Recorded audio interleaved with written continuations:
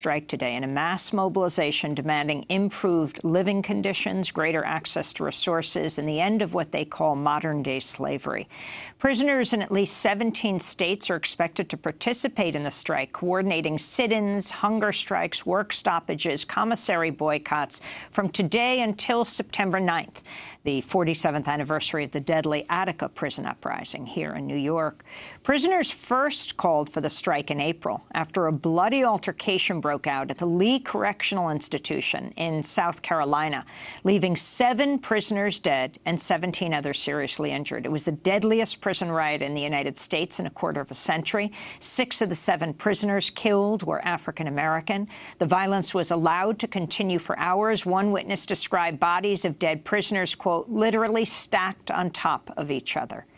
No guards were hurt. The riot became the rallying cry for a movement. In the weeks after that, Prison Advocacy Network, Jailhouse Lawyers Speak issued a list of 10 demands, among them greater sentencing reform, more access to rehabilitation programs, the right to vote, and the end of prison slave labor, what they called prison slave labor. This is a video made by the Incarcerated Workers Organizing Committee with the nonprofit Planting Justice, explaining why prisoners are striking.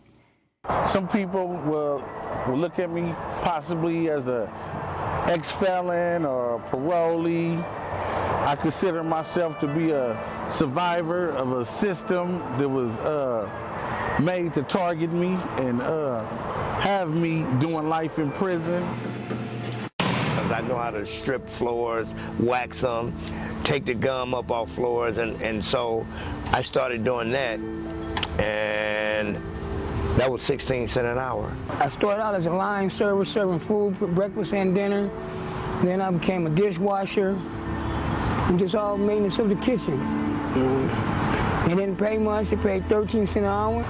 Basically, I made $20 a month, and they took 55% of that out for restitution. It's kind of like a modern-day plantation situation, specifically targeting poor people and most especially the most marginalized community, Black and brown and LGBT community. The weeks